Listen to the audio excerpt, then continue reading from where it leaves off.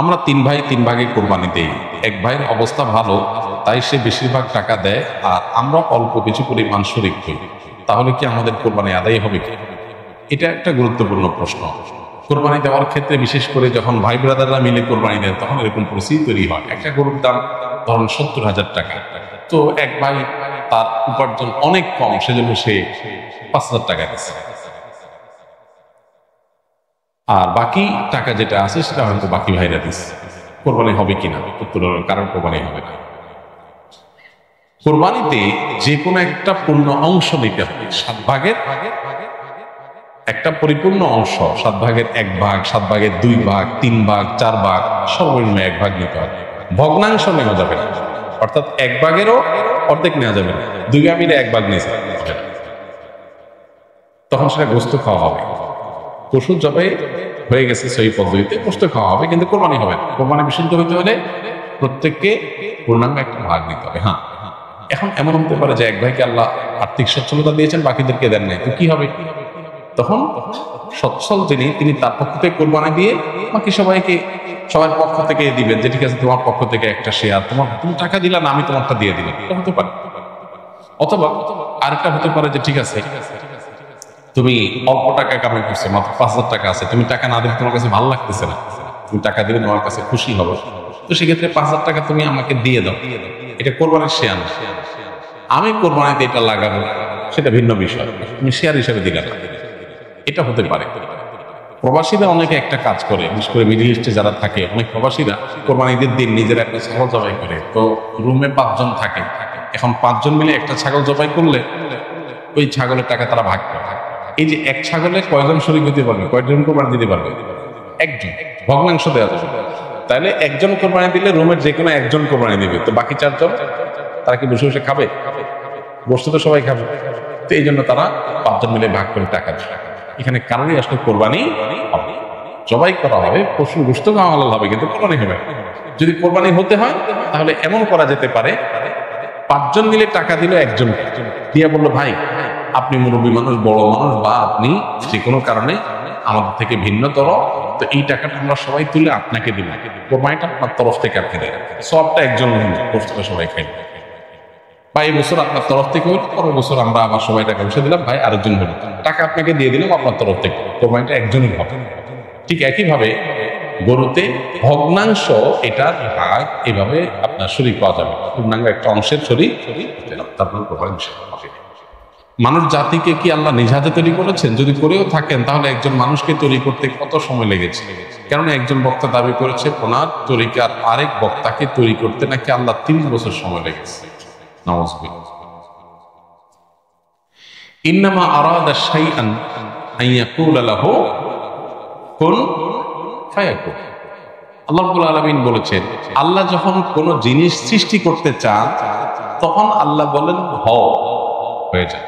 আল্লাহ শুধু কুন বলেন, কুন মানে হও, হয়ে যায়।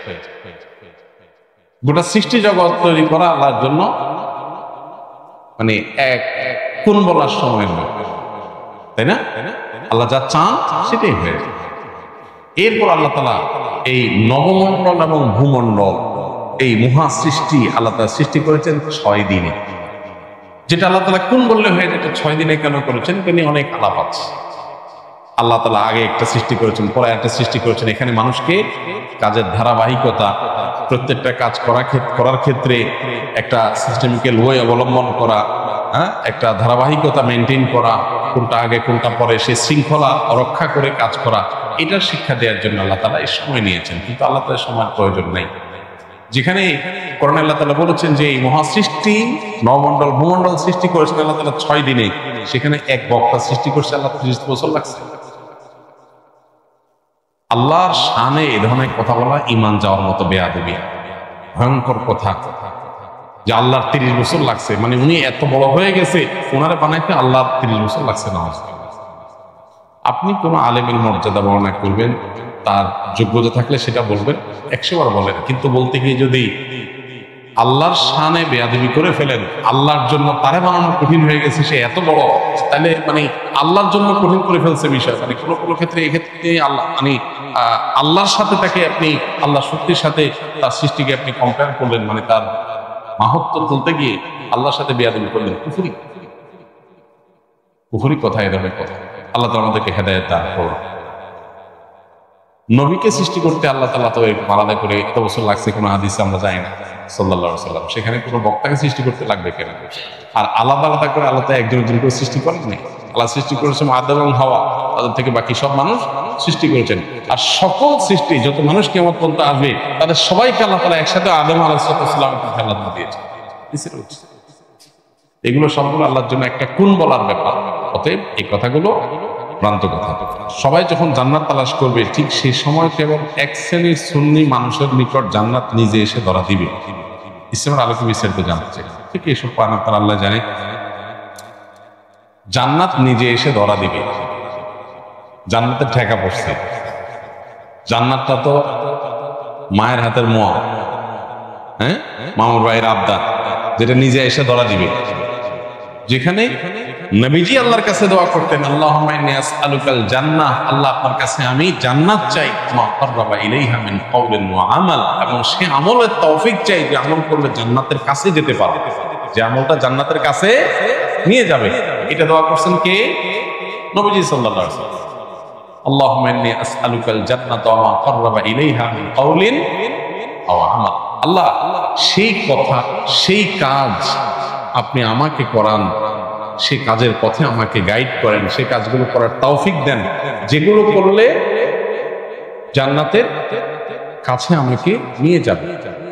তাহলে নবীজি সাল্লাল্লাহু আলাইহি ওয়াসাল্লাম জান্নাতের কাছে যাওয়ার জন্য চেষ্টা করছেন, আর এদের কাছে নাকি জান্নাত নিজে এসে ধরা দিবে। সীমালঙ্ঘন, বাড়াবাড়ি, এগুলো খ্রিস্টানদেরকে ভ্রান্ত করেছে। নবীজি সাল্লাল্লাহু আলাইহি ওয়াসাল্লাম বলেছেন, লা তুতরুনি কামা আতরাতিন নাসারা ইবনে মারইয়াম, খ্রিস্টানরা যেরকম ঈসা আলাইহিস সালাম সম্পর্কে বাড়াবাড়ি করতে করতে গোমরা হয়ে গেছে, তোমরা আমাকে নিয়ে এরকম বাড়াবাড়ি করবে না। নবীজি তার সামনে এটা বলেছেন। তাহলে আমরা নিজেদের ব্যাপারে, নিজেদের আলেমদের ব্যাপারে এরকম বাড়াবাড়ি করি, তারপর নিজেকে এরকম হবে। নবীজি সাল্লাল্লাহু আলাইহি ওয়াসাল্লাম তাকে নিয়েও বাড়াবাড়ি করতে নিষেধ করেছেন, তার মর্যাদা বলতে গিয়ে সীমা ছাড়াইতে নিষেধ করছে। সেখানে এখন নিজেদের ব্যাপারে মর্যাদা বলতে যদি এই পর্যায়ে চলে যায়, তাহলে কোথায় যাবে? অনেক ভাইরা আছেন বিবেক খরচ করেন না এদের মধ্যে, যে ধরনের কথা অনেক গর্হিত কথা, হ্যাঁ, বিশেষ করে ধারণা করে কোনো মন্তব্য করা। তাহসাবুনাহু হাইয়িনা ওয়া হুয়া ইনদাল্লাহিল আযীম, আল্লাহ বলেছেন তোমরা এগুলো খুব হালকা কথা মনে করো, আল্লাহর কাছে এগুলো অনেক বড়। বিশেষ করে কারো সম্পর্কে কোনো মন্তব্য ধারণা করে, তো যাই হোক, এ ধরনের বিষয় অবশ্যই গর্হিত কথা। এর কোনো কথা নেই যে কিয়ামতের দিন জান্নাত কাছে আসবে না, জান্নাতে ঠেকা পড়বে। সবাই জান্নাতে যাওয়ার জন্য পাগল করা থাকবে, লালায়িত থাকবে, ব্যাকুল থাকবে, স্থির থাকবে, পেরেশান থাকবে। নবী রাসূলগণ আল্লাহ রাব্বুল আলামিনের কাছে কিয়ামতের দিন অনেকেই সন্ত্রস্ত থাকবেন, পেরেশান থাকবেন। বিভিন্ন হাদিস দ্বারা সেটা বোঝা যায়। তাদের হালত যখন এরকম হবে, সেখানে আপনার বিশেষ কোনো এই যুগের কোনো মানুষ তিনি তার কাছে জান্নাত বা তাদের কাছে জান্নাত আগে এসে ধরা দিবে, এটা খুব জঘন্য কথা এবং ভুল কথা।